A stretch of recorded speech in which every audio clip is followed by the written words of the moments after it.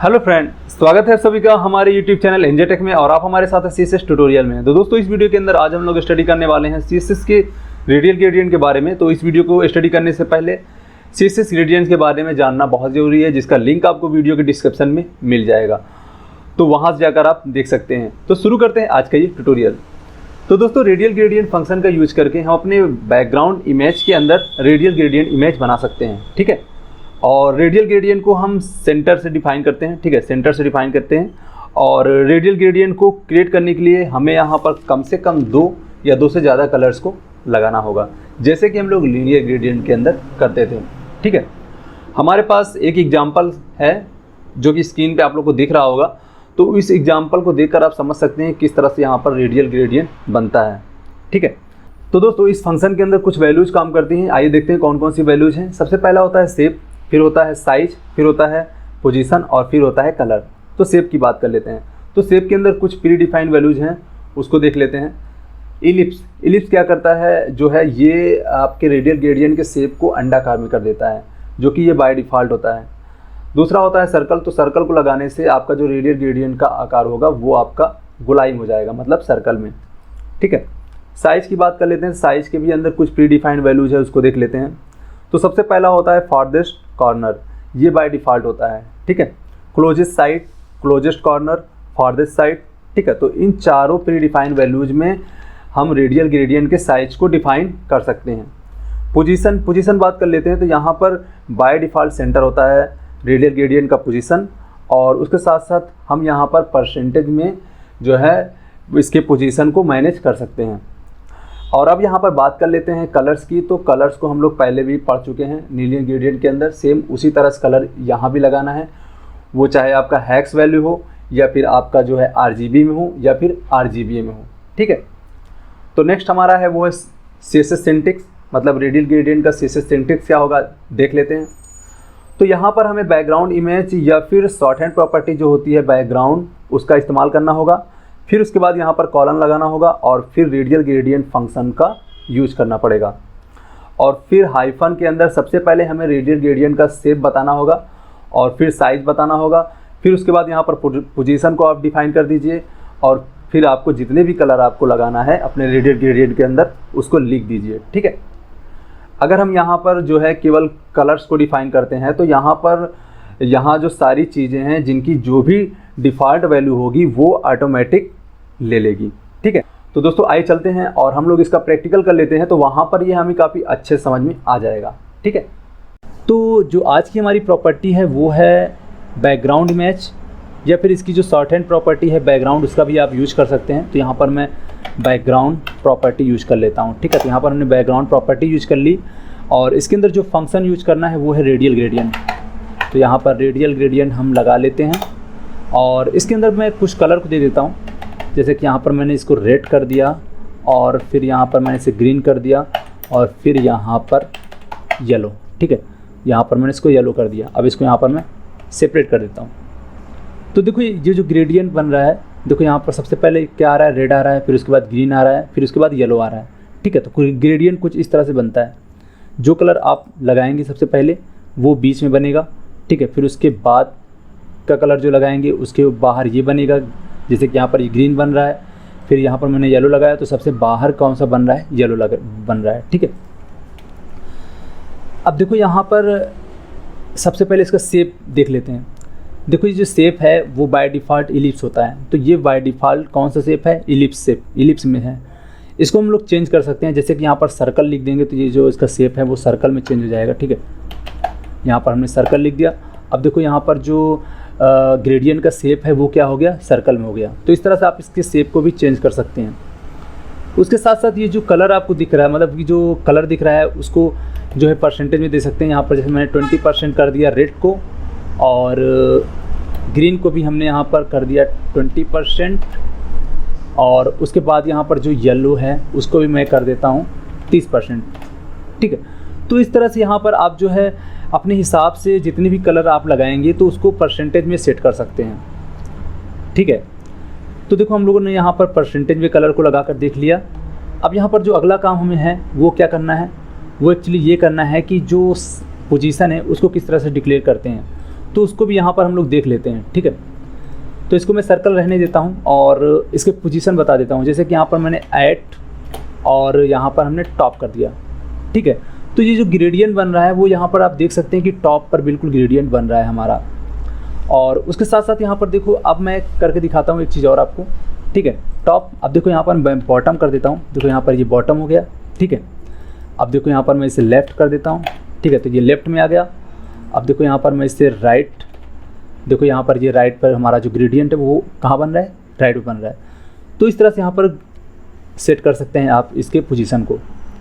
उसके साथ साथ अगर आप इसका जो पोजीशन है उसे आप अगर करना चाहते हैं कि भाई टॉप पे रहे राइट साइड में, ठीक है, तो यहाँ पर देखो टॉप कर देता हूँ।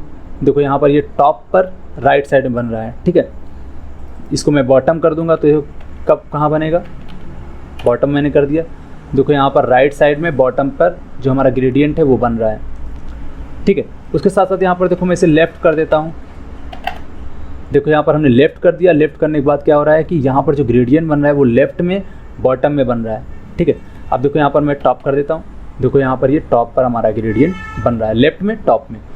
तो इस तरह से आप पोजीशन को सेट कर सकते हैं। उसके साथ साथ अगर आप परसेंटेज में पोजीशन को सेट करना चाहते हो तो वहाँ भी आप सेट कर सकते हैं। किस तरह सेट करेंगे, देखो यहाँ पर मैं कर देता हूँ 50%। ठीक है, तो 50% तो यहाँ पर पहले से ही था। मैं यहाँ पर इसके वैल्यू को घटा देता हूँ। देखो यहाँ पर 20% कर दिया, तो यहाँ पर जो ग्रेडियंट बीच में बन रहा था वो यहाँ पर लेफ़्ट से कहाँ बन रहा है, 20% में बन रहा है। ठीक है, अब देखो यहाँ पर जैसे ही आप वैल्यू बढ़ाते हैं 30, तो यहाँ पर देखो लेफ़्ट से 30% में ग्रेडियंट बन रहा है। देखो यहाँ पर 40 कर देता हूँ, यहाँ पर देखो 40 बन रहा है। ठीक है, इसी तरह से यहाँ पर देखो मैं 80 कर देता हूँ, तो यहाँ पर देखो 80 बन रहा है। तो अगर हम एक वैल्यू लेंगे तो ये जो पोजीशन होगा वो हॉरिजॉन्टली पर होगा। ठीक है, अब देखो यहाँ पर मैं 2 वैल्यू लेता हूँ तो क्या होता है। ठीक है, तो यहाँ पर देखो मैं ऐसे कर देता हूँ 40%। ठीक है, अब देखो यहाँ पर वर्टिकली बन रहा है। ठीक है, जो दूसरा वैल्यू हमने लिया वो क्या बन रहा है, वर्टिकली बन रहा है, और जो पहली वैल्यू हमने ली थी वो किस में बन रही है, हॉरिजॉन्टली बन रही थी। ठीक है, हॉरिजॉन्टली पोजीशन के लिए थी, और जो दूसरी वैल्यू है वो किसके लिए है, वर्टिकली पोजीशन के लिए है। तो इस तरह से आप सेट कर सकते हैं। जैसे कि यहाँ पर हमने 10 कर दिया। ठीक है, उसके अब देखो इसको हटाकर मैं कर देता हूँ 100। ठीक है, तो इस तरह से यहाँ पर आप परसेंटेज में भी पोजीशन को डिफाइन कर सकते हैं। अब देखो यहाँ पर अगर मल्टीपल ग्रेडियंट्स आप लगाना चाहते हैं तो उसको भी आसानी से लगा सकते हैं ट्रांसपेरेंट करके। ठीक है, तो देखो यहाँ पर मैं मल्टीपल ग्रेडियंट लगाना आप लोग को सिखा देता हूँ। तो सबसे पहला काम क्या करना है कि मैं इसे ऐसे ही रहने देता हूँ, और इसकी जो साइज़ है मतलब कि पोजीशन इसको यहाँ पर हटा देता हूँ। ठीक है, और मैं यहाँ पर केवल 2 कलर लूँगा। ठीक है, इसको मैं कर देता हूँ ट्रांसपेरेंट,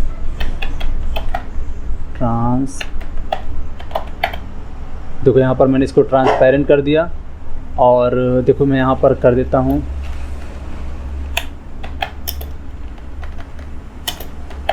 ऐड टॉप। ठीक है, ये देखो यहाँ पर ये टॉप पर जो है रेड कलर बन रहा है यहाँ पर देखो, और जो बाहर का जो कलर था वो ट्रांसपेरेंट था, तो देखो यहाँ पर ये ट्रांसपेरेंट में आ रहा है। ठीक है, अब देखो यहाँ पर मैं जो है एक कॉमा लगा देता हूँ। ठीक है, और ये जो रेडियल ग्रेडियंट है इसको मैं कॉपी कर लेता हूँ Ctrl+C से, और फिर यहाँ पर मैं Ctrl+V से इसको पेस्ट कर देता हूँ।